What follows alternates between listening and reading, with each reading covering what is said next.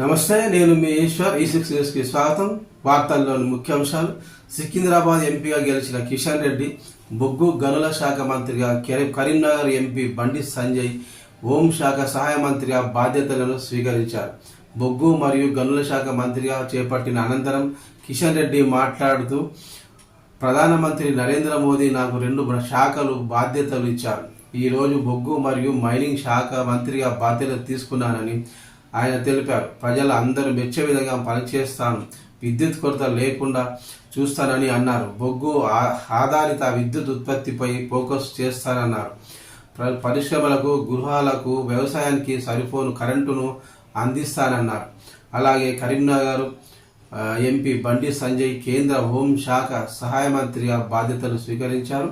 11 గంటలకు నార్త్ బ్లాక్లో కేంద్ర హోం శాఖ సహాయ మంత్రిగా బాధ్యతలు తీసుకున్న బండి సంజయ్ కుమార్